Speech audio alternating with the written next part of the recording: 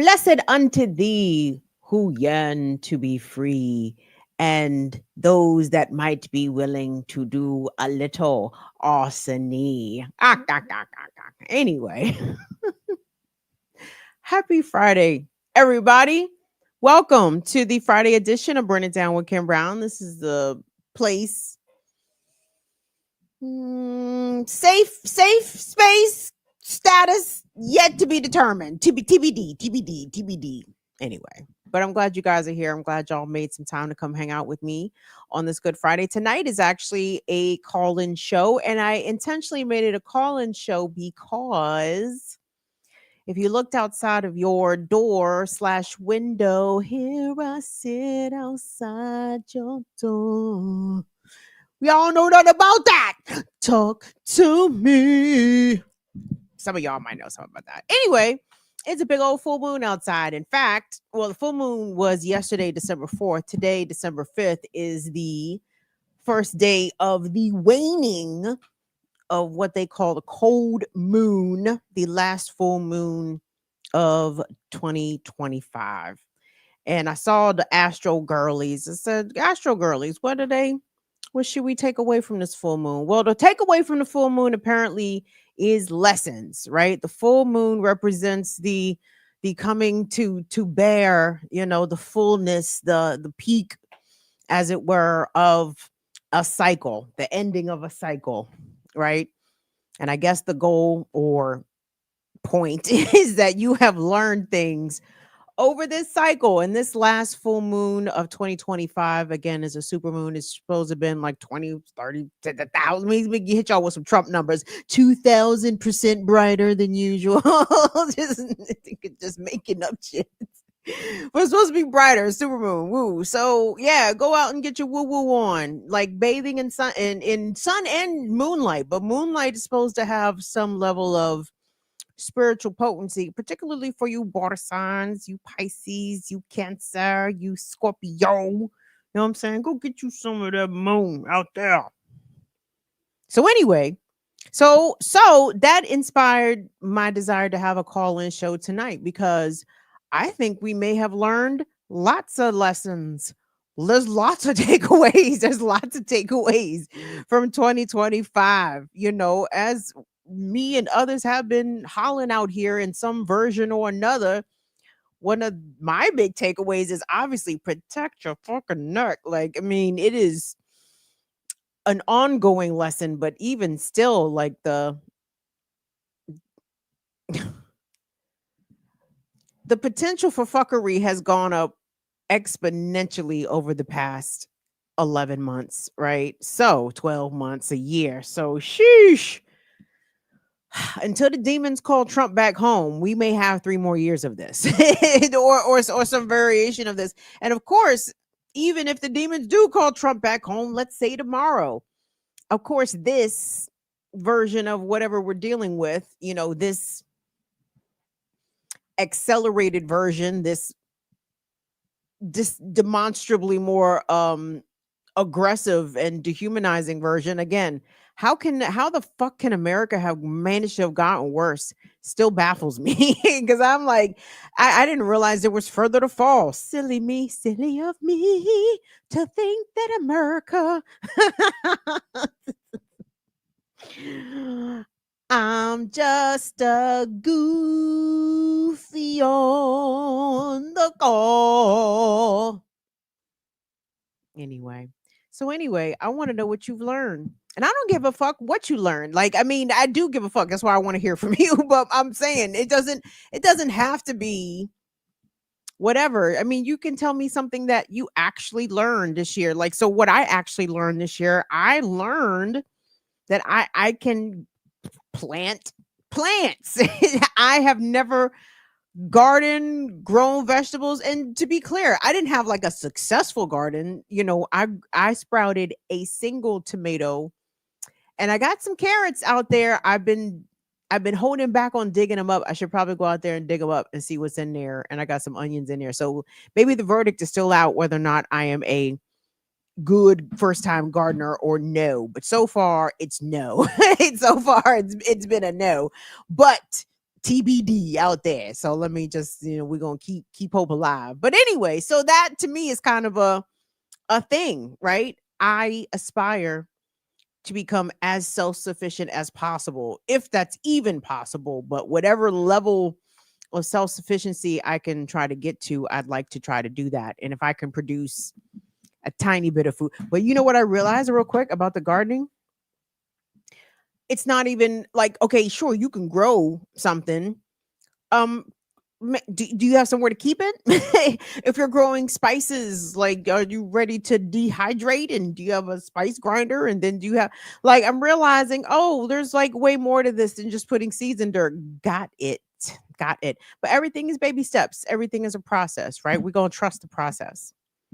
So, shout out to Brother Lateef. Brother Lateef is in the back, in the front, in the chat.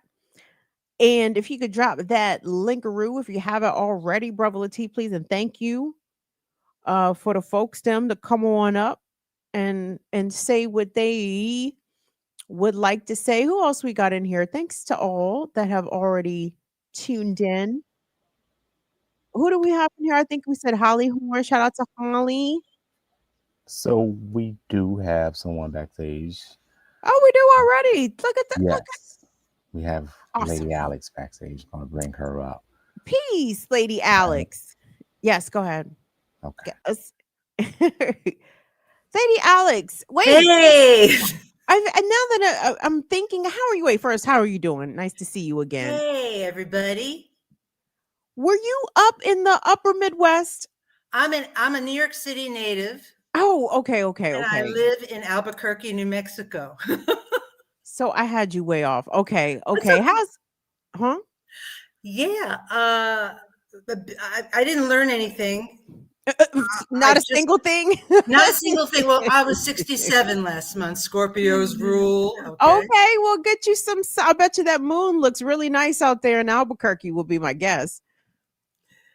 And so I've been around for a while. I haven't learned anything. I've reinforced the beliefs that I have by listening to people like you and other people and streams and connecting to people in the chat, connecting to other kindred spirits and learning more and just being more angry and pissed off generally. Now, well, hold on. In New Mexico, aren't you near some vortices, some vortexes? Have you ever ventured to those areas out there? But I am in the most nuke state in the country. There's Sandia Labs, Kirtland Air Force Base, and Los Alamos is here.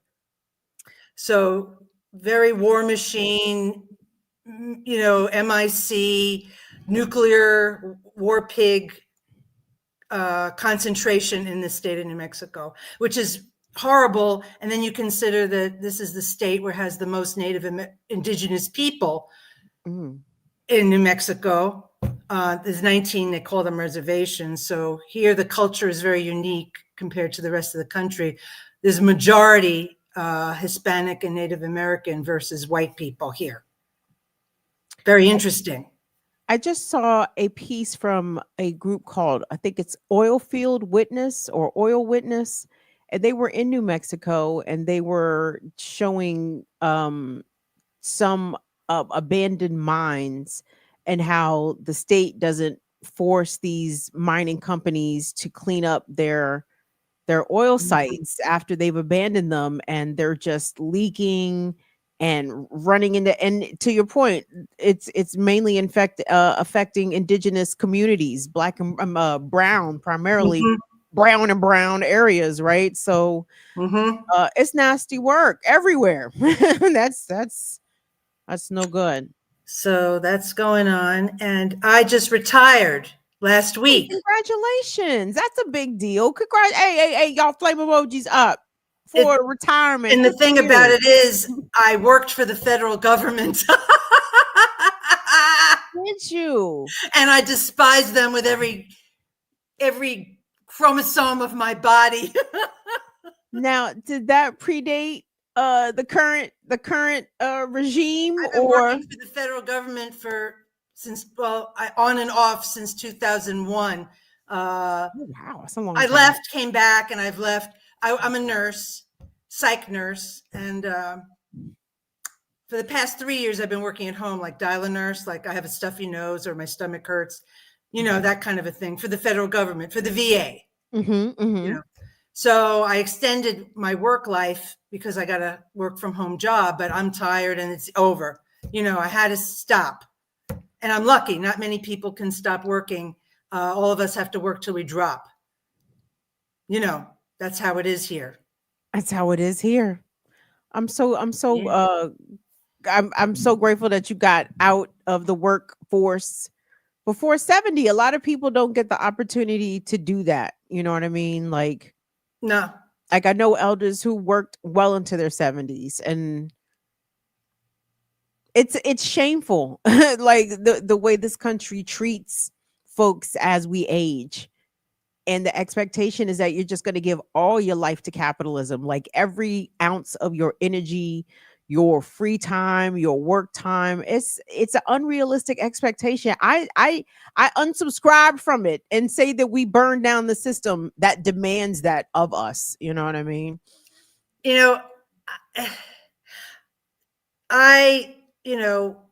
I grew up in New York City in the 60s and 70s.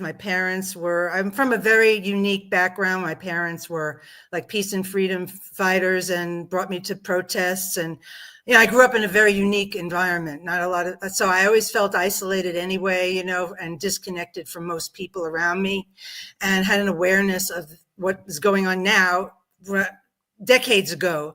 And I've just, and I always felt so isolated and alone, always trying to connect with others that felt the same way I do. And that's why I love being on this with you and others, like-minded people. It's so important.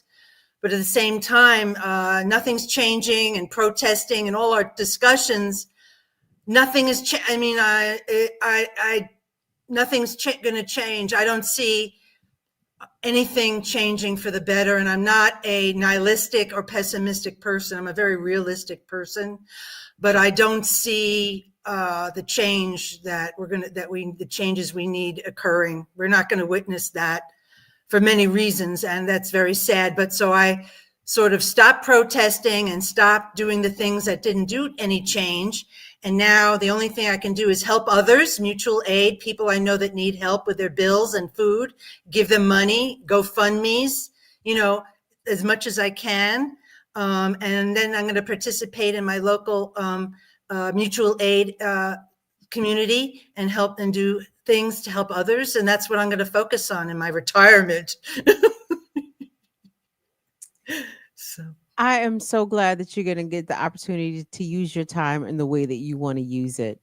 That's the thing that this system mainly steals from us. It steals our potential. Who else said that?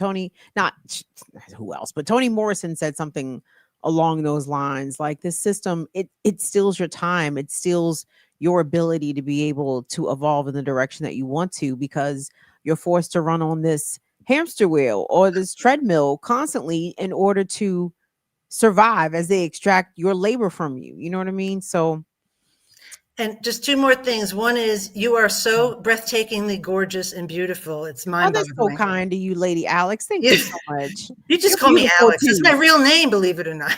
Well, I know, I believe that. You know why? Because that's all right. I don't know.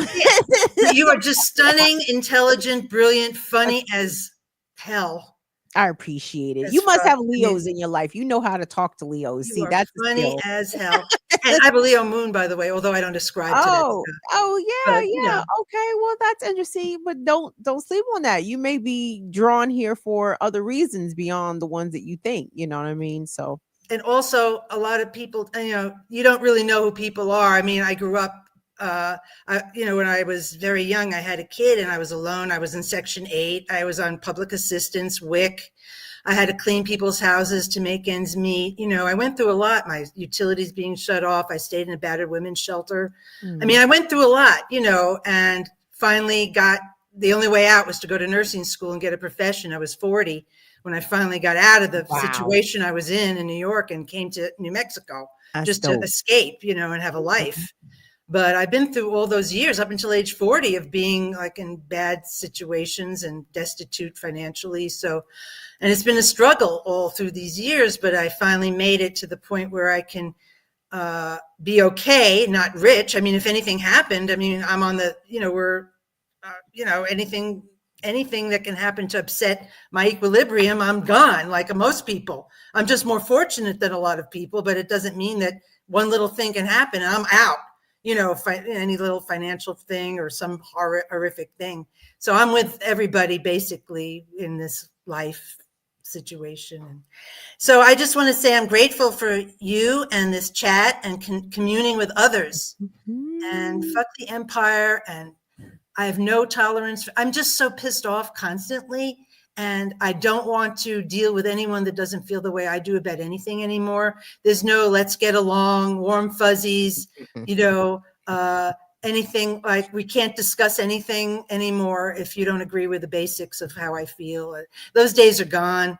Arguing with others and trying to convince them to be decent people. Those days are long gone for me. I can't handle it anymore. So, and that's isolating, right? It's like you're not connected to most of the majority of the people around you. But thank you for this, and goodbye, one and all. Thank you, Alex. I appreciate you clicking the link and coming on here and saying what's up to me and the folks. Appreciate it. Congratulations again on your retirement. That is fantastic. And what was I going to say? No, you guys, I agree with Alex in the sense that I'm not here to free minds. I'm not here to argue with conservatives. I'm not here to justify my existence. I'm not here to explain again the many historical consequences and reasons why Black people in America, our condition is what it is. Like I can't it doesn't matter how many statistics or citations or whatever. You can present ignorant folks with the truth till the day is long. You understand? And if they don't have a willingness to just accept facts, the actual reality, not this, conservative spun dystopia, Trump, here comes Trump, Minneapolis is a shithole, it's burning, it's on fire, the Somalis are nigga, where? First of all, Minneapolis only burns when it deserves to burn, okay? And the Minneapolisites, we leave that up to them. They know when it's time to take torch to precinct, okay? It's their business. We support that though when the time comes. Otherwise, Minneapolis is minding its fucking business. But the point being, like, I can't sit here and agree or even attempt to find common ground with people who are not based in just the solid foundation of reality. We can have differing opinions, motherfucker. We can't have different facts. You know what I'm saying? We can have different perspectives. We can't disagree on whether or not the sky is fucking blue. Like, come on. And this is the kind of shit that, trying to even arguing with liberals or fucking moderate, so-called moderates. But really, liberal, moderate are conservative, right? And conservatives are extremists. That's where we are. Real quick, hold on. Let me acknowledge some of our supporters. Shout out to Zero PE, who ran us a super thanks. And you ran us super thanks before Zero PE. I don't know if I have, excuse me, didn't mean to burp in y'all ear. I didn't know if I have properly acknowledged that Zero PE. So thank you so much, Patrick. Thank you, Patrick S. I appreciate you so much for your continued support. And for those that supported Classical Breakdown, if you haven't seen this week's installment of Classical Breakdown on Black Liberation Media, the Ear Doctor and I attempted to tackle the mighty catalog of Isaac Hayes, and Mike Mack ran support. Who else ran support? James ran support. Who else ran support? Cambridge G ran support. We appreciate all your support. So thank you all so much. Ear Doctor appreciated it also. So I just wanted to say that. What you got?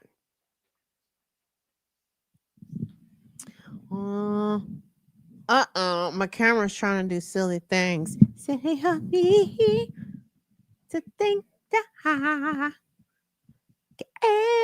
to have you for my guy. Sheesh.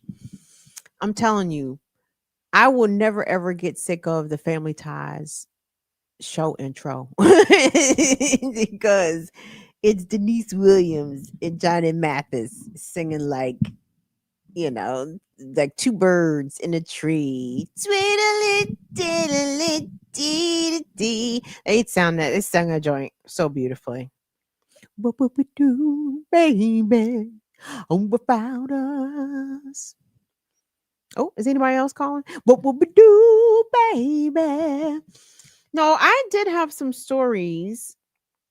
I might see if I can zip these Jones to Latif here in case we stall out on the call-ins. Cause I don't even fault y'all. Y'all have to understand again. I come from a different time, a different era, a different medium. When my phones don't light up. Oh, baby. What do I have here? Let's see. Because speaking of Minneapolis, and again, the TikTok algorithm was an interesting beast. We have a couple of people backstage. No, we don't. No, we don't. We No. have Chichi Matcha, and nobody hears friends. Everybody, hold on. Put escort Chichi Matcha to the front, please. Don't even frisk Chichi Matcha. Tell Chichi Matcha put her money away. She don't gotta pay. Chichi Matcha get in for free.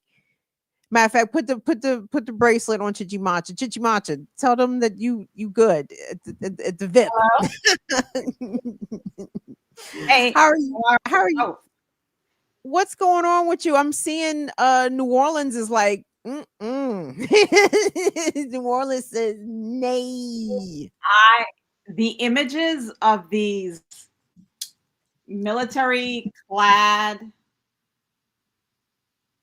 white boys walking through the French Quarter, like just strolling mob, like a mob. It's an insane sight. Yeah, they've gone to but they're in New Orleans, and you can tell like it's a population of people like coming in that's not really from here, don't really, and so we're seeing them in just parts of the city where, y'all somewhere new. I think it's interesting they named, because it was Operation Swamp Sweep, but I guess the SS initials didn't really shit. Right, so they changed. Yeah, so it's 250 troops, and they have a quota of 5,000 people over the 2 months of the holiday season.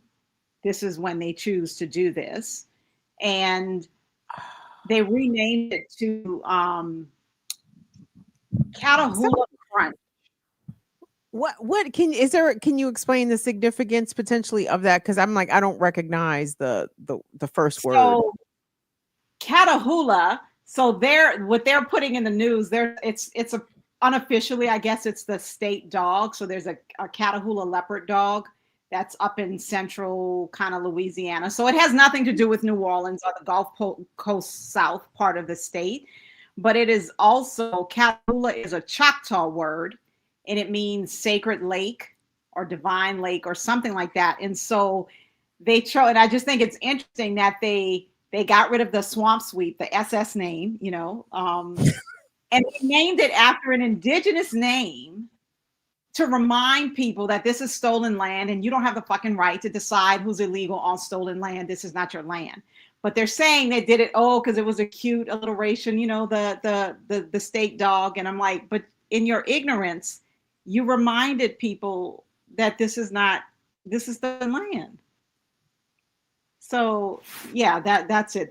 But my guess is the SS, the Swamp Sweep thing wasn't necessarily good luck. But even though that's what it is, that's what they look like walking down the street. 100%. And so what has been? So I saw some really fantastic actions in not only, I don't know if it was at City Hall or it was a council meeting or anyway, but I appreciate the the organizations there putting pressure on the police and the mayor, but you're about to get a new mayor who is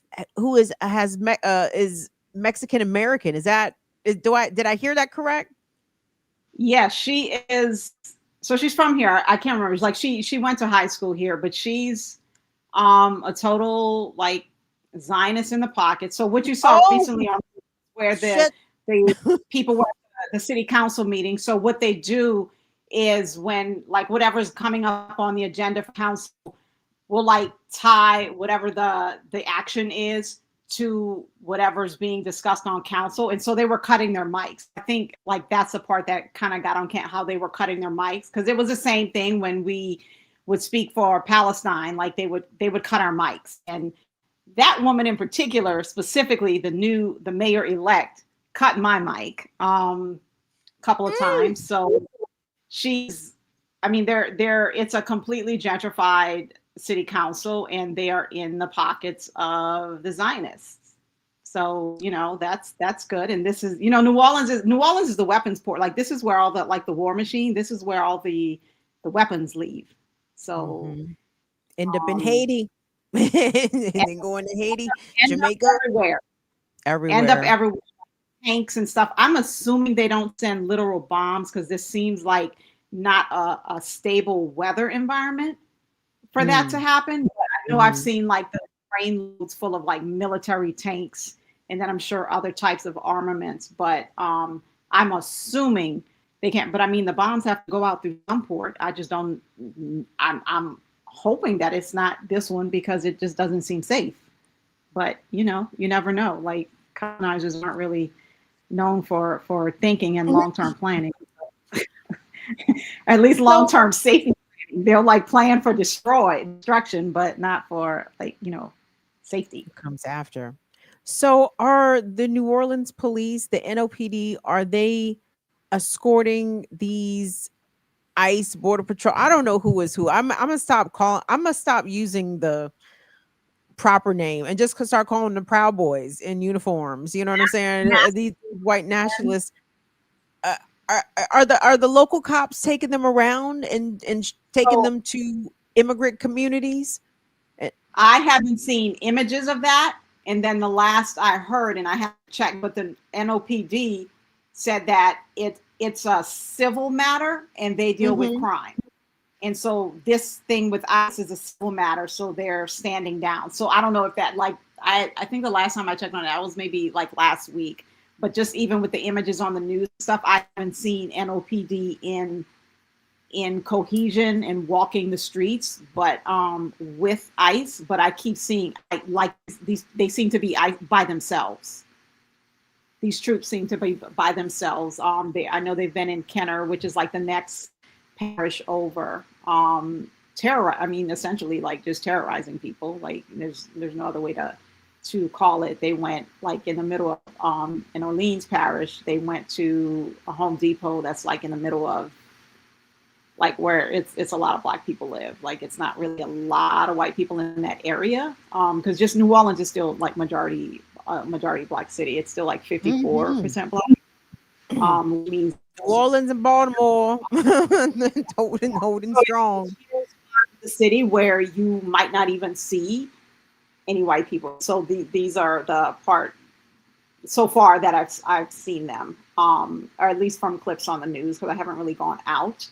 And New Orleans is also really spread out, but I have seen them, like going through the French Quarter and like walking with the chest all proud and stuff. And I'm just like, are tourists gonna come for that? Like, what are you disrupting business? Because I'm like, I wouldn't be a tourist because you can be anybody and be a tourist. So I've seen that a lot of local businesses have responded with like signage in the windows, letting them know that they're not welcome, don't enter. Like, what has been people be like, well, Louisiana's a red state and the Republican governor wanted this to happen, but what is the reaction like by the people beyond that share our like-mindedness? Like, you know what I mean? Like, what are regular folks, more regular than ourselves. What's been the response from the folks? There hasn't been a lot because it's just started, and then to be honest, like I haven't been outside, so I've just kind of been keeping in touch with the news, and then like a few people who I know who are organizers, like actually like actively doing things, but it hasn't gotten crazy yet, because they have with a quota of 5,000. Like I don't even know how you set that, and it's supposed to be New Orleans as the base of operations, but it's targeting Gulf Coast South, so parts of South Louisiana and parts of like southern Mississippi, from what I remember. But 5,000 in 2 months, like that's a quota, and so that means like if you can't find people, then you're gonna start snatching people, randoms. Anybody walking the street, unfortunately. Yeah, and I don't know. And then also with New Orleans, like New Orleans is also very spread out. So like if they're in the French Quarter, they're downtown, okay, and they came specifically to a Home Depot when they went somewhere in Kenner. I believe it was also outside of a Home Depot, or it looked like a residential neighborhood, but it's spread out. Like they can't, like 250, like it's really large, because you can drive in New Orleans and be on the interstate driving, like, you know, you're like 55 miles and be on for like an hour and still be in the city limits.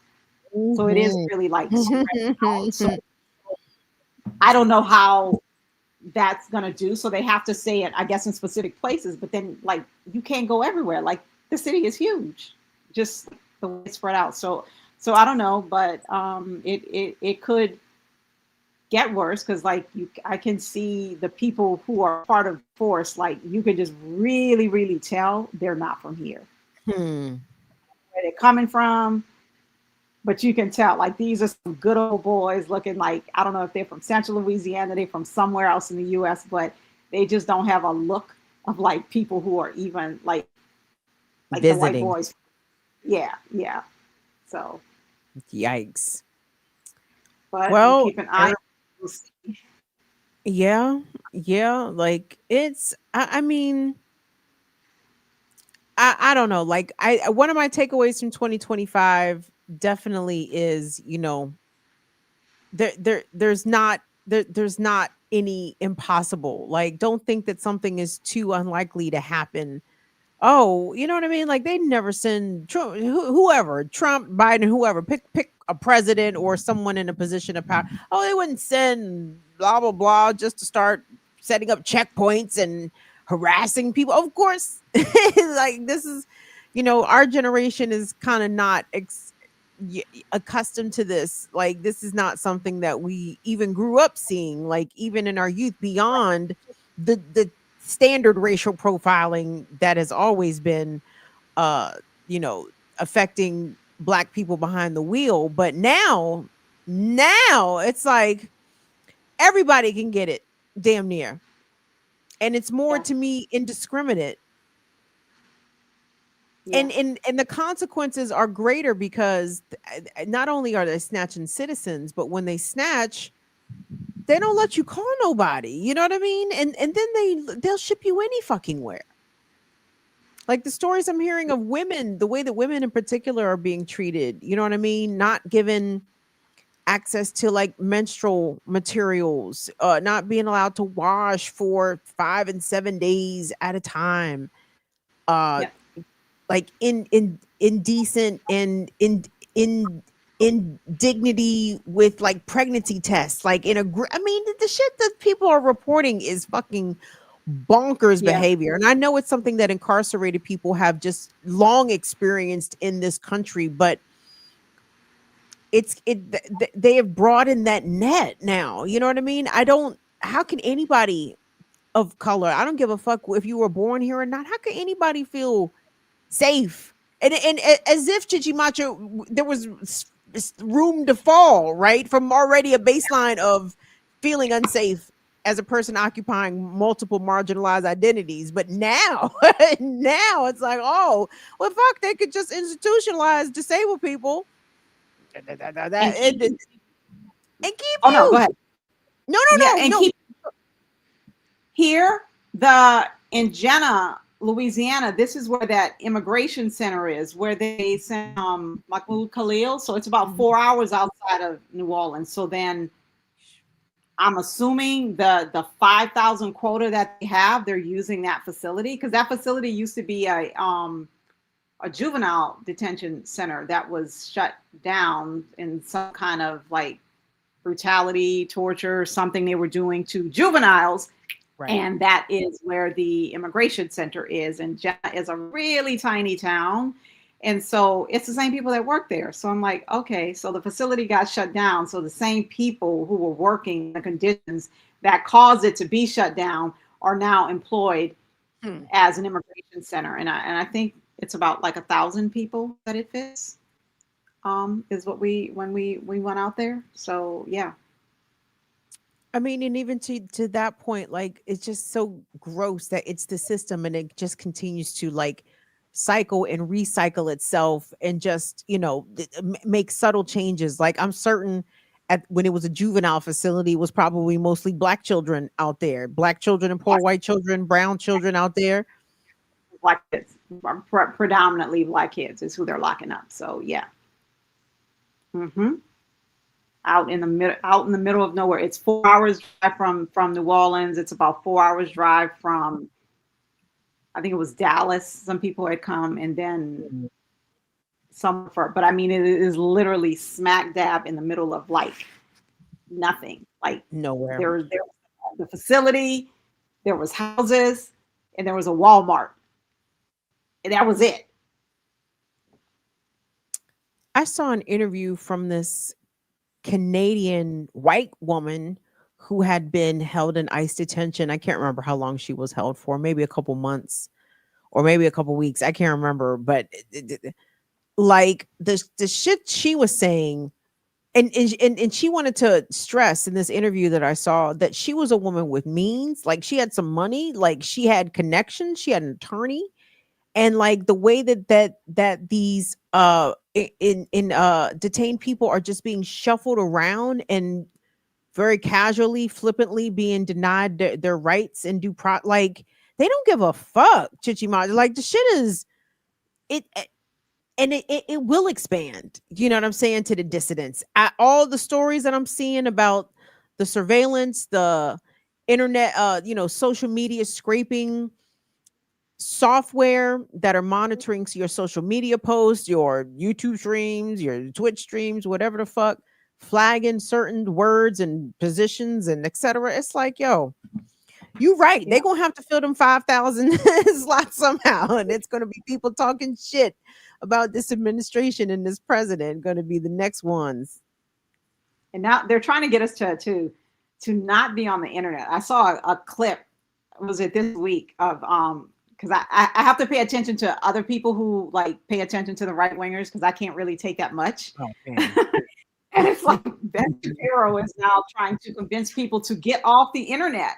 And it's like, oh, okay, so y'all haven't been able to avoid us seeing that there's a live stream genocide still happening in Palestine. So now you just want us trying to encourage us to just get off the internet. And Don Lemon was there and sitting next to him, and it was like some panel. I don't know what it was. But I was like, Don Lemon, why are you being that like cozy with Ben Shapiro? Like what's happening? Like what is happening?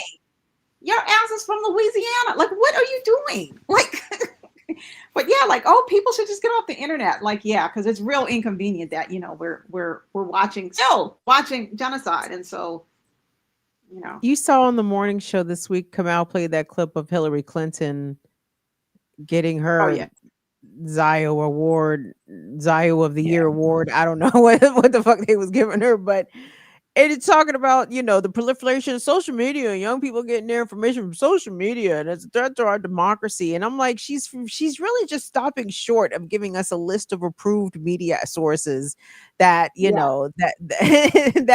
that the empire and the ruling class, just follow these regular media sources, because you can't be getting all your information from social media. It's like, I think, like I said, media literacy is absolutely a problem, right? And with the advancement of AI and how good the videos are and images are, the media literacy is going to be critical, I think, to people's political education and their ability to spot bullshit going forward, or even not fucking going forward right goddamn now, because the shit is happening right now.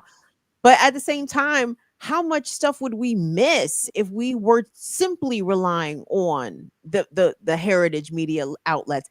Girl, I mean, I watch NBC Nightly News now with Tom Yamas for shits and gigs, just because it's sort of a habit. But I'm critiquing it the whole time. Very seldom do they show shit that's happening outside of the United States. And I remember, like, they actually used to give you a tiny bit of international news on the network news is back in the day, right? But no more. No anything. There's nothing else happening in the world that you need to be concerned about. Yeah, except Pope Leo. He went to Lebanon. Wasn't that nice? But everything else, don't worry about that shit. China's doing bad things. Worry about that, actually. Says them, not me. China's fine. Yeah. You can always I always try to tell people, you can tell who the sovereign countries are by who the U.S. says is an enemy, and it's Russia, Iran, China, North Korea, Venezuela, Nicaragua, Cuba. Those are sovereign nations. Mm-hmm. Everybody else is compromised. Like, everybody else is compromised at some level. Like, those who is it? The Congo and Rwanda, who just like sitting up there smiling, tap dancing with Trump. I was like, I can't. I was like, I shut the computer. I'm like, I can't. Like, what I can't. Like, what is happening? Like, you know who this man is, and you just like, oh my God. And then there's the right wingers on the MAGA people, and they're just like, oh yeah, see, Trump solved the conflict in Rwanda and in the Congo, and now there's peace. And I'm like, are you fucking kidding? Like, what is happening? Like, this, no critical thinking skills, no media literacy, no critical thinking skills. And I'm just like, oh my God. 100%. That's why it's like, those of us that we see through the BS, they're doing it and they're saying the things they're saying that sound crazy to us, because, there's a really huge mass of people that just believe this shit. They believe what they say, and I'm just like, wow. Like, it's insane. This is the most propagandized nation, maybe in history, maybe ever, Chichibacha. But it's like, I don't know.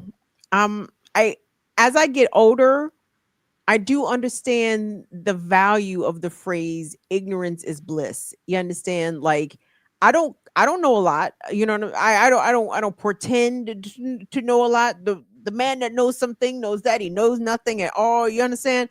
At the same time, I also realize, like, I have limited capacity for all that ails the world. You know what I mean? Like, I know there's a lot of suffering. I know there's a lot of fuckery. I know there's a lot of very evil people intentionally inflicting harm on folks.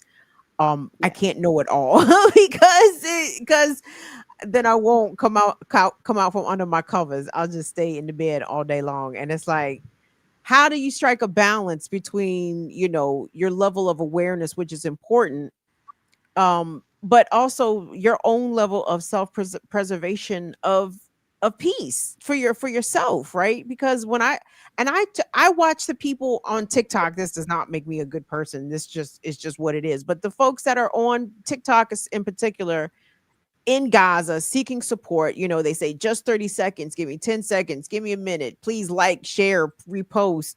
But and it's like, I sit through all those videos so they can get the credit, so they can get the monetization for it, so that hopefully it can boost something. I can't send them money, you know what I'm saying, unfortunately. So I do try to give them time, right? So, but it's like it at the end of the day, are they really being helped? Am I being helped by, being made aware of what they are experiencing? It's a whole lot of contradictions that I sort of sit and try to battle with, like the battle of awareness versus your own personal peace, and is ignoring the plight of other people's suffering.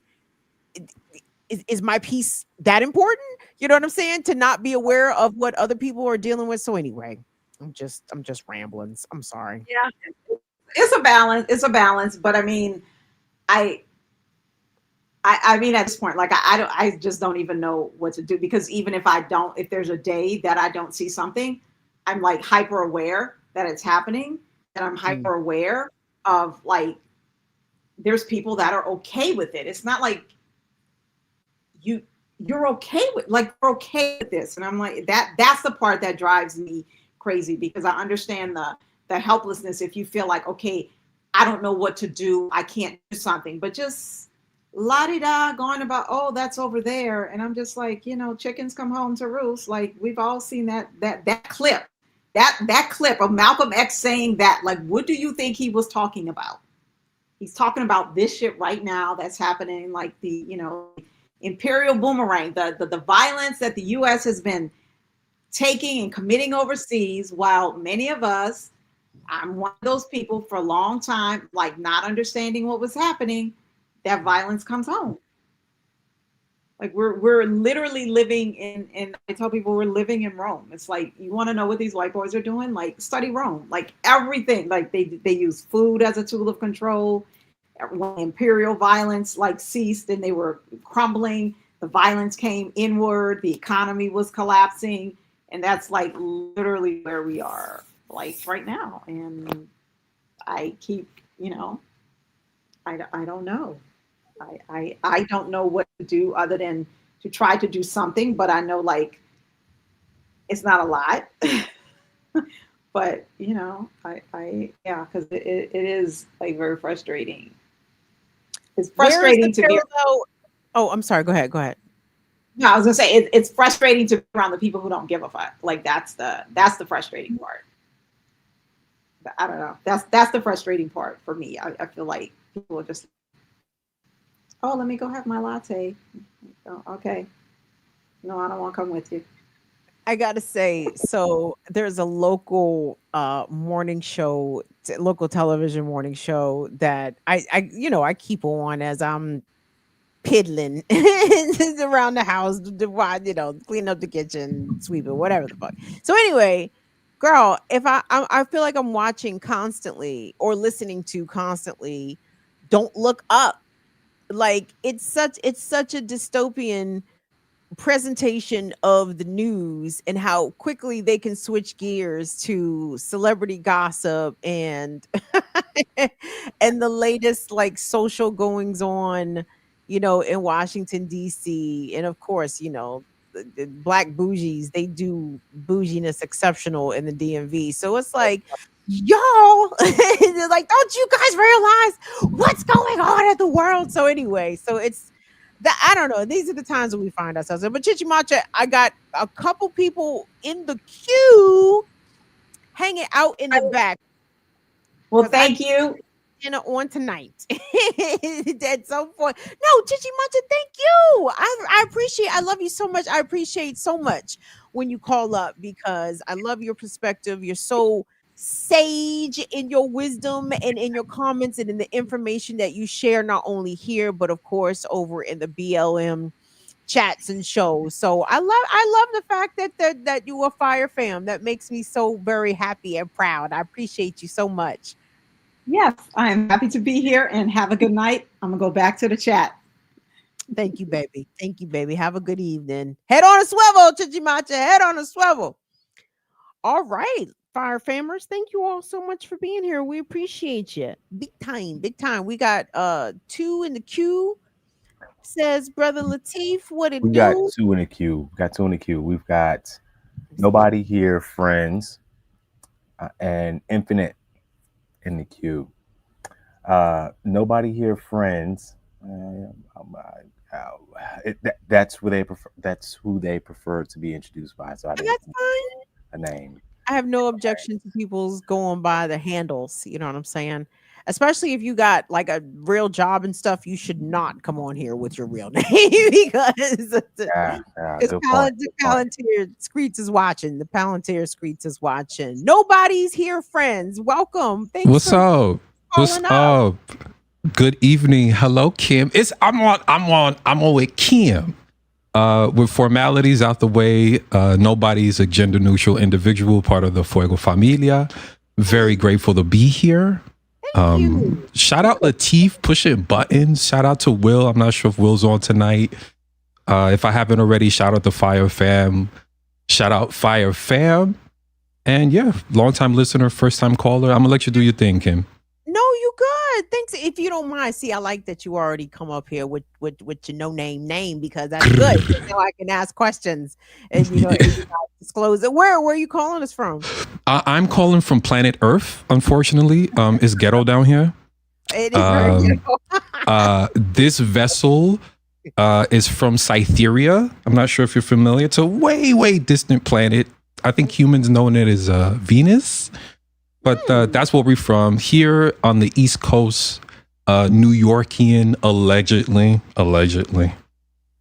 NYC. I am a big fan of New Yorkers. I was not quite the fan of New Yorkers when I was younger because New Yorkers would come to DC and be very obnoxious. But I realized that I mean, it just did a lot. You understand? Like, but you know this. Like, I'm not telling you nothing new. Your people come, they go elsewhere and go do a lot. They New York. We got to be New Yorkian in places that are not New York. Okay, yeah. I can't listen. Hold on. Before anybody else from New York get at me, my New York story is atypical. I'm not from this planet, remember, but you can continue. No, you good. You good. No, but New Yorkers are an acquired taste again because it's a I appreciate grit that makes the folks. You understand? Yes. Because y'all don't lose it. Number one, It's the tap water. I'm gonna drink some of that New York tap water just to give me a little bit more energy. Espérate. Do that. But I'm telling you, New Yorkers be gone from New York City for 20, 25 years, 30 years. They will never lose their New York sense of being. You know what I mean? Didn't we have a caller? You hosted, I believe Alex was from New York. She's yes. Copy. Yes, Lady Alex claimed New York City, along New York City born and bred. Who else is New York in here? Isabel's from New York, of course. The infamous Renee is a Brooklynite. Kamal K. Franklin, Albany Projects. You know, so yeah, no, I'm a fan of New Yorkers now. I like. And I'm a fan of you, Kim. I just want to fan person out respectfully. Your perspective is, I'm to say addicted. I don't know. I don't want to get too parasocial because that gets kind of, it's uncomfortable. But I really dig how you improv. I dig your journalistic style. I dig the blackness of it all because niggas is gonna be niggas, however we nigga. I'm just really, as a retired media person myself, I burnt out early. So seeing folks like yourself still pushing it, putting your own swing on it, and getting your coin, girl, listen, we respect it. So I just wanted to give you your flowers. I appreciate that on this full moon. You don't even really know. Like, thank you for that. Thank you. Right now, he's banging at the moon. No, thank you. Thank you. And Fire Fam, Fuego Familia. Fuego. It's my brother. I mean, my family. My family. My familia. Are you Boricua? Are you Puerto Rican? I'm a polyglot, so I'm like I don't really jack my vessel's birthplace, but like Afro-Caribbean, Afro-diaspora, nigga for real, not nigga adjacent, so I just want to make that clear. Man, can I tell you, there was some videos and I wasn't sure how to feel about it. So I just didn't say anything. I just kept right. But like, I think it was some LA videos where, you know, the younger folks was rolling up on some of the Proud Boys, aka ICE agents, some of the brown ones, Right. and it was dropping the N-word towards them. Hear Oof. me, listen to me say the N-word. Like, I say the N-word, right? But it was dropping the N-word towards it. I'm like, Yeah, I don't know. Like, yeah, I'm not that. We're not. I'm proud to be black. It's not one of those. I know Dominican. I'm black. This no. We're very, very proud of our Africanness. I'm not gonna hold you my personal story. You know, I came into my blackness a little later in life, but we stopped sipping the anti-black Kool-Aid because it was delicious, unfortunately. And then you realize, oh, damn, everything is anti-black. Shit. Fuck, we got to deprogram that girl. And then, you know, but I'm keeping it real with y'all. I'm keeping it real with the Fire Fam. So I don't want to come off as like, you know, holier than thou, because girl, we not. We are all colonized people. You know what I'm saying? So, you know, as we decolonize the way that we look at people, places, things, Right. whatever. I mean, it's a process. Like, nobody came out here perfectly formed as in a non-pejorative way, as woke. You understand? Right, Like, right. we're And they all took that shit different. from us. That was our shit. Oh, we gotta jack that shit back. Oh, We can't. The whites don't know what to do with that. They done fucked it up. You understand? they have no fracking clue. No. And I hate anyway. They always be jacking shit and making it corny. I'm like, I mean, why they've been doing this don't you do since. shit? I'm sorry. Go ahead, beloved. I don't mean to cut the incomparable Kim. I'm cutting her off. I'm so You sorry. could never. It's fine. You listen. I let people talk. God damn it. I don't have to have all the space, all the words all the time. I love to hear from everybody. So yeah, no. You go ahead and say your thing. I just one other thing I wanted to say, because I guess the theme of the call and what people have learned, right, in the year of 2020. What year is this? 2025, 2027? Girl, time is a construct, just like gender, just like ability, just like race, girl. Oh, anyway, what I have learned, or what I would want people to learn again, y'all can still keep the masks on, y'all. COVID's still out here, okay? You could just, you know, you could still keep them on. You can still keep them on in public, no shade. You can keep them on in the doctor's office. You can keep them on in public transport too. You know, it's not that bad. You can get some trinkets to make him look cute. But if we want to keep a little bit more life in this unfortunate place called Earth, you know, that's it. That's my little PSA. COVID, who is she? I ain't never heard of her. Oh, you never heard of her? Oh, Coviana? Who her? Who's COVID Castra? What would they call her in the streets? Little Miss. Nobody. How is it that like that shit happened 5 years ago, a half a decade ago, and motherfuckers is like, COVID what? What's COVID? I ain't never heard of COVID. What happened with COVID? Who? What do you mean I pass out in my 20s early in life? What do you mean I'm taking mad random naps at work and I can't describe what happened the past few hours? Wait, what? Brain fog. Oh. It's still a mass disability event. You know what I mean? Like it's Yeah. Long COVID. Like anyway. You're talking to a long COVID survivor here, beloved. Are you really? Oh my gosh. Are you into Justine Barron's content? I'm not sure if you're on the hellscape that is Twitter. No. But in case you are. No. Justine posts really good stuff about long COVID, or at least Copy. I know she used to. But yes, oh my God, I'm so sorry that you're dealing with long COVID. That sucks. Beloved, that's not on you. All I will say is I get a lot of inspiration from folks that are still trying to make their content accessible.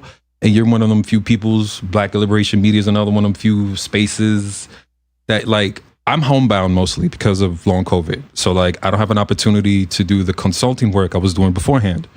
And, you know, all my shit has changed. How I consume media, how I live life, even how I shop, right? Like, it's living this disabled life, this Black disabled life specifically, ain't easy. But when I have an opportunity to, I guess, look for the escapism, the distraction, the information, I come to you. Like I said, I come to be the Black Liberation Media folks and other various medias. but I try to be as informed as I can. And like, I know I said I didn't have social media. I have a lurker page. Does that count? So like, not necessarily that I'm participating in the conversation, but I'm informed. Like a Finsta, but for like knowledge. Does that make sense? Yes. Oh, well then that's me. That's how I internet. That's my my media literacy. Yes. I have no issue with it. It sounds great.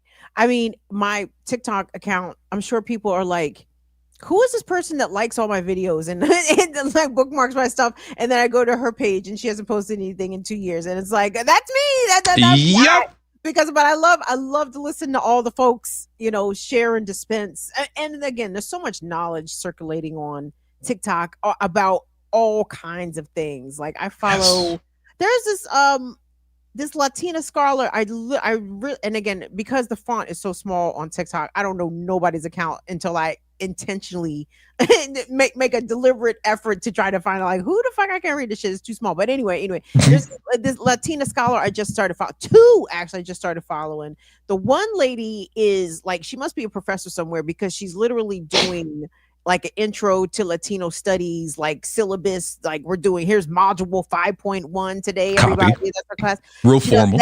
And then there's another lady that I follow who like she's posting about the influence of African food and cultures in Latin America. And the most recent video I saw her post was about Mexican red rice and how actually it originated from Africa.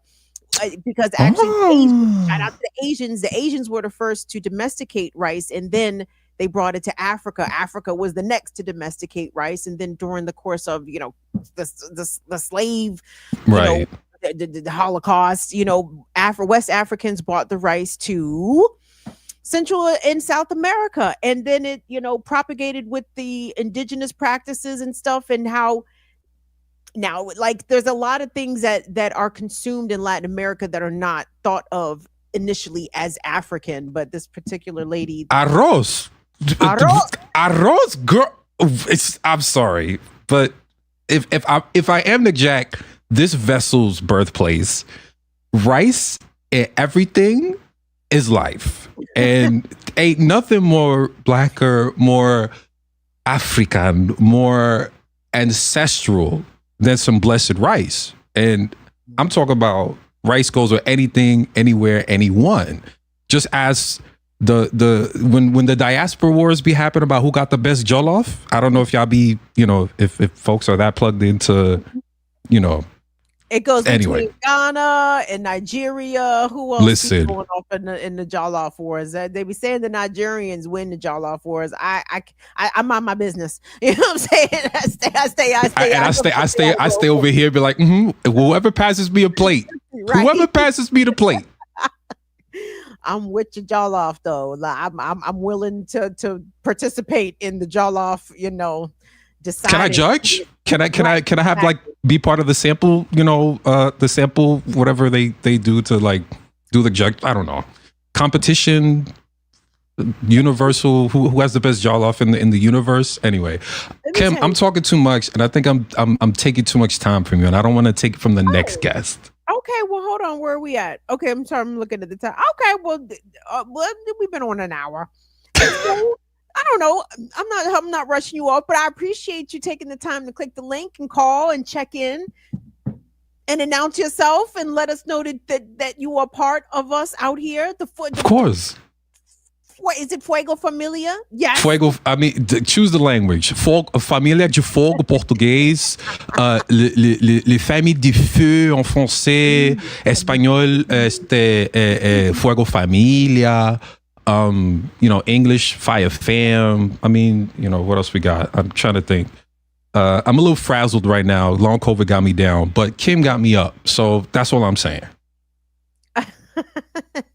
Chinga la migra. Chinga la fucking migra, way. Que se chinguen todos. Bastards. Hate them. The fucking bastards. I love seeing them get cussed out. Hold on real quick. I need some insight from our Afro-Latino familia. Well, okay. Our whole diaspora, our whole Latino diaspora and the Afro diaspora. Yo, where are they finding these brown bunnies from? to put on the ICE uniform. You know how many goddamn brown bruvs with thick accents I'm seeing be part of La Migra, and I'm like, the fuck are you doing? Juan, your mother would not approve of this, sir. In Spanish, they say vendidos. Those are compradors. Those are the sellouts. Those are the gusanos, gusanas. You're not even white passing. You right. You're not even white passing out here. What's going on? Like, where's the shunning? Can they not come around? You know, understand? Like, I wish, you know, I feel like I'm answering my own question, because unfortunately, Black people who serve as agents of the state, I don't think get properly shunned from their family and social situations. Talk that shit. Like, talk that shit. I don't know. Seriously, chat, do y'all know any Black cops that get shunned? Like, niggas will not play basketball with them. You know what I'm saying? Niggas will not cut their hair. Like, do you know any Black cops that experience? You are not invited to the family barbecue. Don't come to the cookout. We don't want to see you in the skating rink. Don't come to the bodega. You're not cool at the domino games. Softball, it's a dub. I don't understand it. So, you know what? Let me mind my business. Let me also mind my business over here. I'm gonna mind my goddamn business and stay out of grown folks' business. Thank you so much. I appreciate you taking the time to holler at us. We're gonna get on here. Thank you, baby. Thank you so much. Be well, beloved. Ashe, ashe. Come back anytime. Thank you so much. Y'all show nobody some Fire Fam love, some Fuego Familia love out here. Shout out to my New Yorkers up top. Okay, we ready. We got one more left in the queue. Absolutely save the best for last. Of course. You all know him. Philly's finest. Hopefully you ready, Anthony. You ready? I'm ready. He about y'all got me? Stage like his name is Freeway. We got you, Anthony. All right. Hey, Kim, you remember this one from back in the day? What's that? When we rock the house, there is no doubt that me and Ready C will turn it out. Rock on with the DJ Jazzy Jeff. And you know that we are deaf. And should not seven will less than the undisputed best. That's right, we are the best. I don't know why that popped in my head, but it did. Now, I'll tell you the police story that I have in a second. But to get back to your main thing, what have we learned in 2025? Mm-hmm. If you don't listen to Black people, you're going to fuck yourself up. That's what you do. Let's run the countdown. Yes. Because I believe that's the most important thing. It's like, so right. you fucked up in 2020, fucked up in 2024, didn't listen to us. You caught the pain in 2025. Now we're going to try again in 2026 and see if you're going to close a big hole in your head and open the two little ones on the side of it and listen for comprehension. That's your lesson. Listen for comprehension and act accordingly. So let's get off the list of all the people who didn't listen to us. Okay, let's talk about poor white people, farmers, truckers, factory workers, Latinas, Miami Cubans in particular. They get a triple asterisk. Asians, white people, Somalians. I'm sorry. The list that's not an all-inclusive list. That's just a list of people off the top of my head who did not listen to Black people, and now they're suffering the consequences. Can I say, they were all deeply propagandized, and not to say that's an excuse, you know what I mean? And again, it wasn't all, but you got to say, Infinite, I don't know if you remember this during the campaign last year, but the music video targeting Trump. I will vote for Donald Trump. That shit was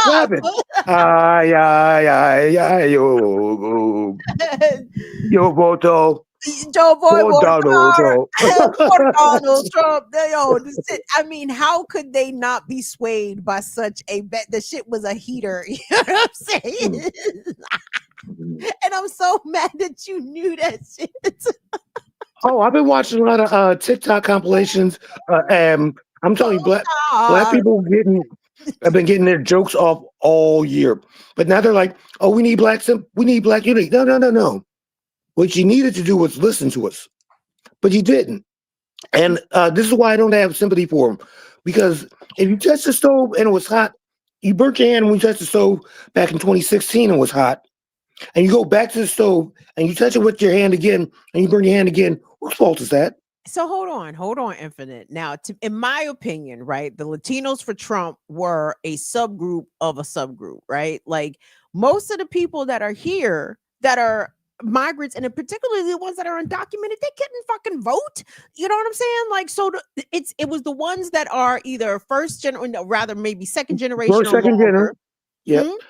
And those Miami Cubans. And the Miami Cubans, right? So no, because I know that wasn't all the Latinos. It probably wasn't even half. You the forgot Latinos. there's a state called Texas where they're a lot. Remember, they're very conservative, and because many Latinos tend to grow up Catholic, and Catholicism has a lot of conservative viewpoints. I agree.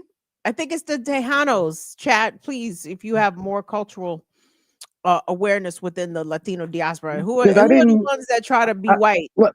Oh, Dominican, like I know black, but Puerto Ricans, they get a pass. Puerto Ricans, they know what is hitting for. So Puerto Ricans, they get a pass. I don't understand the I know black thing, but you know what? I'm gonna mind my business. I'm gonna let them have it. I'm gonna let them people for them deeply melanated folks have that one. Another thing I learned in 2025 is health issues will come out the blue and take you out. Because I'm sitting here as we speak, recovering from a concussion that I caught in October. Why was you out in the streets fighting? What happened? Who knocked I wasn't you fighting. out? I literally tripped over air and bust my forehead on the concrete. And I was just like, I was like, I just crawled up my steps and went to bed. But I've been dealing with a whole like brain fog, dizziness, light dark issues, misreading letters, like got like dyslexia, constant cognitive issues. It's starting to dissipate, but like I said, that's worse than any. Like I could have been drunk on a job and been way more competent, because that's going to wear off. I know in a day at the worst, but this is, like I said, this has been going on for dragging on. This is like going into the third month. That's and have you been looked at? Yeah, and they're like, well, it's just going to take time. Because it's not like any medication you can, like, except for a headache or something like that. It's nothing that you can actually take for a concussion. They did an MRI and they didn't see any brain bleeding or bruising or swelling. So that's a good thing, but it's still like, ask you questions. Do they ask you like cognitive questions, trying to test your? Yeah. How'd you do? But, like, I'm sorry, I'm all in your business. My bad. But I think I did well, but I didn't go for about 2 or 3 weeks after it happened because I didn't trust myself to travel that far on my own. Damn, Infinite. Yeah. I can't even lecture you though, because like I don't want to go to the doctor either. But this was one of those. No, I gotta go.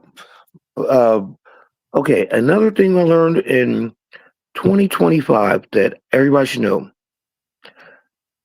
we gotta just do mutual aid, because they're clearly trying to take us out every way, shape, form, or fashion. Because I just saw an FDA report about them doing a recall for milk because it was cleaning chemicals in it out in the Midwest.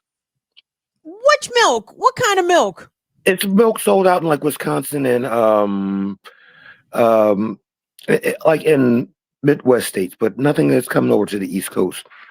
I get an alert about product recalls every couple of days. So I always keep a.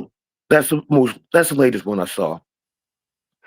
Yeah, because like they're trying to take out healthcare, and I'm gonna tell people just this on the low. Some of y'all might just need to go ahead and drop to less than full-time employment just to get and go apply for Medicaid and be like, hey, look, you know how this economy is. They're gonna cut my hours, so I ain't got enough money to afford health care, and you just go try and get Medicaid. It's going to be a real revealing moment in this country that coming up 2026. As far, I have a feeling like it wouldn't shock me if our healthcare system absolutely just collapses. Oh, because y'all don't see what the real problem is. Because once those Medicaid cuts start really kicking in, you're going to start closing nursing homes and hospitals. Oh no, but it's worse than that. Because then doctors are probably going to start. Doctors' offices also going to start closing up because a lot of doctors get more than a significant portion of their revenue from Medicaid, and you kick all those people off of Medicaid rolls, you're going to mess up things for hospitals, doctors' offices, clinics, all types of things. Like not to mention the nursing homes, because Medicaid tends to pay for nursing homes because that's not a Medicare covered benefit. But so, Medicaid, right? Medicaid will cover it. Mm-hmm. And personally, I think that we just need to go to a universal health care option. Well, of course we do, but you can't make a whole lot of money or the maximum amount of money doing that. Oh, by the way, shout out to Maryland's own Luigi Mangione, just as a set aside. But anyway. Well, yeah. Luigi ain't do nothing wrong. Hey, New York, real quick, Infinite, thank you for listen, our New Yorkers, I just want y'all to familiarize yourself, though do not Google on your own devices. Jury nullification. Get familiar and make sure that you are on the rolls to be an eligible juror. Well, the way that this case is going, they better pray it doesn't get thrown out for a mistrial. Because how you getting ex parte and defense information? You're getting his private information, his private medical information, and didn't let them know intentionally. This is just setting up. I mean, they're sowing the seeds for a mistrial in this one, and I know that Trump probably has a little dog named Letitia that he's kicking right now because she done beat the rap twice. I'm like, first off, you put in a bleach bimbo as legally as your U.S. attorney down in Virginia. Mm-hmm. Not to mention the bimbo that you got put up in Jersey. Then you got a moron that you got up in North New York. I'm like, because having been following these cases, I know a lot about how U.S. attorneys get appointed now. Because the president selects an attorney, he has to get confirmation. If that attorney doesn't get confirmed for whatever reason, you can appoint a temporary U.S. attorney in that office for 120 days. After 120 days, if they are approved by that court, then you can possibly be put in there for another period. Otherwise, that court selects, the court bounces you, and that court picks it. So Philadelphia is like the Eastern District of Pennsylvania. So we had an interim U.S. attorney. After 120 days, if they don't feel they're up to snuff, then the judges and the federal judges in the Eastern District of Pennsylvania will pick the U.S. attorney until one gets confirmed to the Senate. Yep. Wait, now I was going to say something in response, and now I done forgot. But Comey, they can't charge again because statute of limitation ran out on that, and they just threw out a grand jury just threw out the charges earlier today on James. When they're still trying to get her in the same thing. I'm like, you're setting up a nice little court case. You're setting up her case for malicious prosecution because her and Comey are going to sue the U.S. government for malicious prosecution, and they're going to get it. Well, that's the thing. There's going to be so many suits against this administration. Like, I have to think on some level, and not to say that I don't fucking know, but like, it's Trump, and it could be like they're trying to bankrupt the government, right? Yeah, Because not, there's going to be so many I mean, not to say the civil suits will be enough to bankrupt the government. There are many other reasons that the federal government could go bankrupt, and for all intents and purposes, could already be bankrupt, right? But their I mean, assault on the IRS is particularly concerning. I'm like, you keep messing with the IRS because what they're trying to do is get the office for like auditing for high level people, but you're just hacking people away. I'm like, so now revenue's not going to be coming in, which will be their Cass's belly to go ahead and cut more social safety net programs. mm-hmm. But won't cut a dime out of defense. Even though defense is, I don't think the Department of Defense has passed the audit since the 90s. Mm-hmm. I remember that's when Bill Clinton actually cut the military, and every Democrat since Bill Clinton has made it a point to not look soft on, you know what I'm saying, military and defense spending. They've all went balls to the wall ever since Bill Clinton tried to downsize the military, or did in some ways. Remember, they were closing military bases. Mm-hmm. And the accusation was that, you know, we won't be ready in case we get attacked. He's closing all the bases. He's making a military weak. I'm like, okay, who's going to attack us? By the time you attack us, we're gonna see you coming because you got to cross the ocean one way or another to get to us, right? We're going to see you coming. And it's like, okay, we got something for you, but my thing is cut $200 billion out of the military budget, put it towards the public goods, housing problem solved, food problem solved, a whole lot of problems solved. Yeah, but how can they make us work for poverty wages if all of our problems are solved? They can't just be out here solving problems, infinite content. You know what I'm saying? They gotta make sure that y'all get out there for that $22.75 per hour if you're lucky, right? Like $22.75. Last I checked, federal minimum wage is still $7.25. Oh, well, there's that, but I'm talking about for some people. I think where I'm gonna tell you exactly where I got $22.75 from. I follow the Amazon workers on TikTok, and this Amazon driver. That's how much she said she makes at Amazon, $22.75. She's driven an Amazon truck for 7 years, and she said she's only received like a 50-cent raise over the course of that 7-year period that she's worked for Amazon. And then I did the math. I'm like, well, how much is $22.75 times 40 times 52? And it came out to be about like 47,000. Hold on, but she was making $47,000 a year as a Amazon truck driver in like Central California, right? And we all know what the cost of living is in any part of fucking California. Take your pick. And I'm like, 42,000, 47,000 is not walking very far. That's not particularly great in Central in Cali.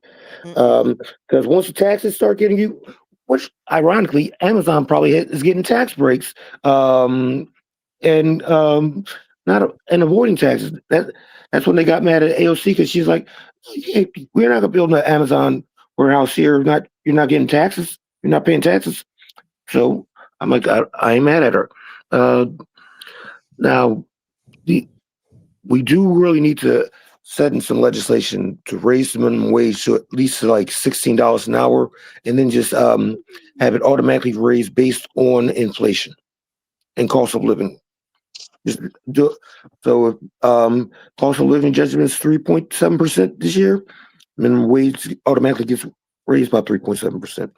So let me tell you this, so Infinite, like, but you're going to have Democrats actively working against that, right? And I'll give you the perfect example. In Washington, D.C., voters went to the polls and raised the minimum wage for tip workers, for restaurant workers, for servers, for wait staff, etc., I raise bet it. you Muriel Bowser did some bullshit, didn't she?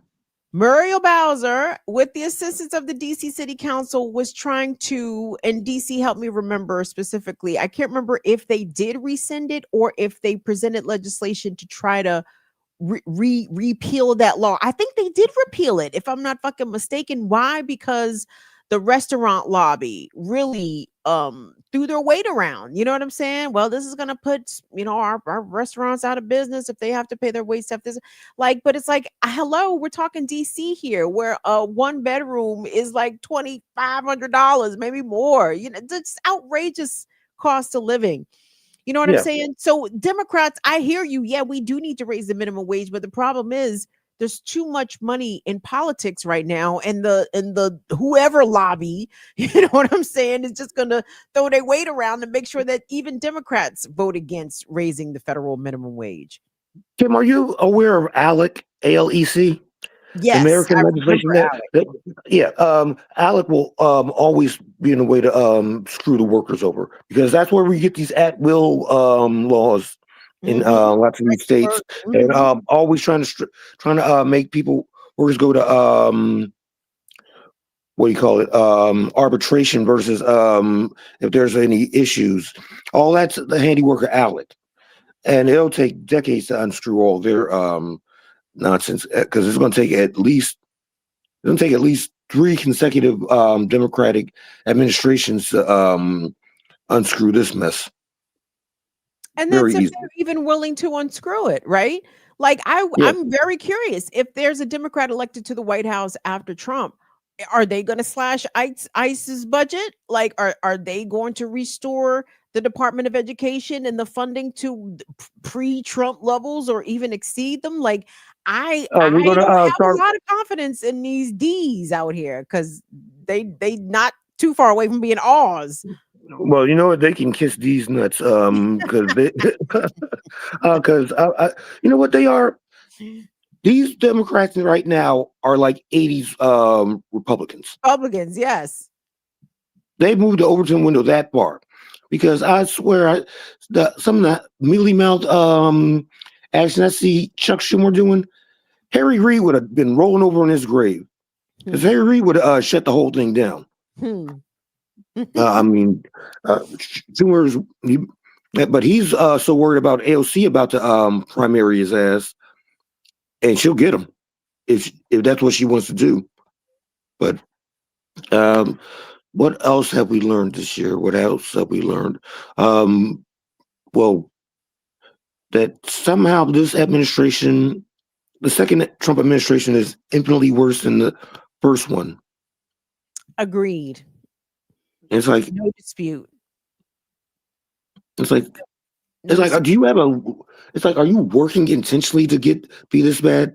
Because you have to actively work at it to be this bad. No, well, there's that, but I also appreciate Trump making us realize, like literally forcing in our faces, you know, the heights and the depths at the same time of white mediocrity. Like, this is what you get when you prioritize whiteness and maleness and compliance and a dogma to this white nationalist system. You get some fucking ignorant dipshits in charge, running shit, calling shots, making policy, and the results reflect the level of fucking dipshittery that this particular demographic is capable of at amazing levels, almost all by themselves. So I appreciate Trump making sure that we can never forget how fucking harmful whiteness is when this shit is in charge and when it's putting itself in power, in positions of power. This is how white folks get down. I just remembered other groups that didn't listen to black people. Asians, South Asian, Eastern Asians, Southern Asians, Somalians, Arabs, Muslims, Jewish people, Christians. I'm sorry. Am I going on a bit of too much of a tangent? But like I said, the list just started adding up. Like I said, the list is not all inclusive. But every single one of them that didn't listen to us, because you would have thought that the Asians would have learned after they got burnt on affirmative action, maybe listen to us. But no, they had to double down, right? But Their again, anti-blackness hold was on. But it's not all of them though. You understand? Like not is all the enough of them. Asians subscribe to the model minority stuff. You got to go and you got to check out what's going on TikTok right now because the Asians are the Asian diaspora, especially the Asian American diaspora, is giving us some insight. Number one, into the internal Asian American diasporatic wars. You know what I'm saying? That's nice. That's nice and all, but Chinese until and all you that. But that's cool. But hold on. But they are also dragging each other. You know what I'm saying? They're dragging those that are trying to aspire to white adjacentness or aspire to whiteness or who participate in anti-blackness and cultural appropriation, basically in order to make themselves more palatable or more appealable to white folks. So there are some in the Asian brothers and sisters that absolutely get what's going on, but I can't I can't say how many how it balances out or how, but I can't let you throw all of our Asian brothers and sisters under the bus as falling for the affirmative action shit because a lot of them did not and are not, but enough still of them. they Go ahead. enough of them did. Just like it wasn't every Latino. Enough of them did. And enough here and up there and up there. Guess what? Now we're in this shit. So they're going to have to go ahead and it's like don't come to the black community until you. Well, we're all propagandized. We've all have had to deal with the trauma of white supremacy. You know what I'm saying? We still working that out. You know what I mean? Yeah. I was like, how about the people who have had to deal with? Next time, listen to people that had to deal with the trauma of white supremacy the most. The blacks and the natives, blacks and the aboriginals of this land. Go ahead and listen to us, because every so often we know what the fuck we're talking about. I Just couldn't every so agree often. more. I couldn't agree more. Like everything that black people fought, suffered, died, and bled for, other people have been able to come to these shores and reap those benefits. You know what I'm saying? And that's fine. Like I don't think black people did what we did. Or I don't think our ancestors did what they did exclusively for us. I don't know if they had other people in mind when they made all their sacrifices. Their goal was to get themselves and us, you know what I'm saying, the descendants free. But the fact that other people were able to come in and benefit off of that decades and generational long sacrifice and work, I don't think the ancestors would have had a problem with it. Now they would have had a problem with folks coming here and reaping the benefits and being anti-black themselves, which I know some folks do come here and participate in that, but not all of them do. I'm saying is, I think maybe we should start extending some of these economic boycotts and just go ahead and let them let us not go to their stores for 1 week that are in our neighborhoods and let them see how it works out for them. It's just an experiment we should try and see how if they're showing interchanges. Because once you get people in the pockets, they start to listen. Let me tell you, I don't think anybody would disagree with you for us circulating the black dollar as much as possible, you know what I mean, amongst our folks for whatever time period, right? Like if we're participating in boycotts of Target or Walmart or whatever it is this week, Home Depot, I mean, these all are principled, actions within themselves. I don't have any problem with us making sure that we are lifting up our own businesses, our own establishments, our own products. Period. You know what I'm saying? Not to even we could do it just GP, not to even make it to prove a point to anybody. We could do it to prove a point to ourselves. Infinite content, but Infinite, I gotta let you go because I was about to say it's about that time, but just remember it's Christmas time in Howard, Queens. Mama cooking chicken and collard greens. Almost. Thank you, Infinite. I'm so glad. I hope you feel better. I'm getting there. Vaya con Dios. Vaya con Dios, hermano. Mm-hmm. Okie dokie. Gang, I appreciate you all so much for pushing the buttons and coming through. Lateef, would you mind letting me know who do we need to acknowledge? I want to shout out. Oh my goodness, nobody's got me talking about the Fuego Familia, which I love. How is it? We just now coining the phrase Fuego Familia. We're gonna make shirts with it. I do have two acknowledgments. They're both from two F's. Franny Fran, aka Franny, in the building. So she give Franny. Okay, I got stuck. Here we go. There you go, Franny. I found you. Franny dropped 2 super chats in here. We appreciate that, Franny. Thank you for your Franny. support. Thank you so much. Thank you, Franny French. First super chat says, I learned that more and more people know the bullshit is real. So that makes me hopeful. Oh, well, that's good. I think similarly, Franny. I think more people are starting to wake up. And even those that have been deeply sleep and indoctrinated and conditioned, I think even Trump's glaring grift and theft and bullshit is even starting to penetrate some of these numbskulls. So yes, I agree. And last friend says, this whitey will get invited to the barbecue, but not any pigs.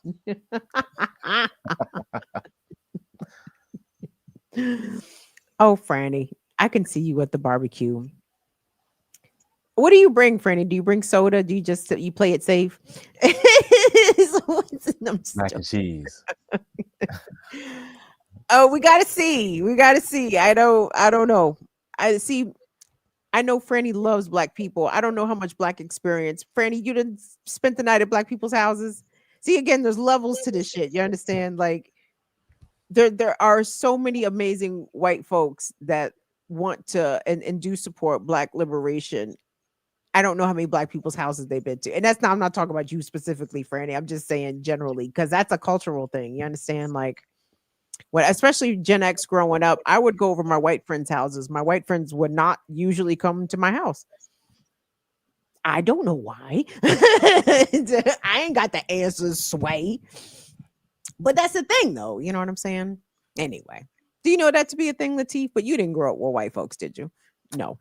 I grew up in VA. So, I mean, if it was white folks around, we were throwing the cookouts. They were the invites. So, it was never the other way around. Wasn't too many white people at the cookouts when I was coming up. We got it. Yeah. Got it. But not that you wouldn't get an invite from. I would. What if Franny would get an invite? Now, Franny is a part of the Black Alliance for Peace. I think Franny's probably gotten a barbecue invite or 4 in her day, So yeah, I know. Well, we never extended an invite based off your title. Like we had to know. Oh, well, that's true. Well, we that's had to know true. some stuff. You know what I'm saying? I don't give shit with your title. You're funny. All right. Peace out, Fire Fam. Appreciate y'all. Thank you, Latif, for pushing the buttons on tonight. Thank you to everybody in here. Please like the video on your way out the door. Who in the fuck knows what YouTube is doing? I don't even give a goddamn. So we'll work it out. But I appreciate all that ran material support. Francis French. Again, shout out to Patrick S., James, Donnie Bird, Michael Mack. You know what I'm saying? Appreciate y'all. Appreciate nobody. y'all. Don't forget nobody. We can be nobody. Thank you so much. Alex, and Lady Alex. Yes. Thank you guys. Thank you all so much. And we'll see y'all back here on Tuesday. Don't forget, tomorrow, tune in to Black Liberation Media Saturdays with Renee, 11 a.m. Eastern Time.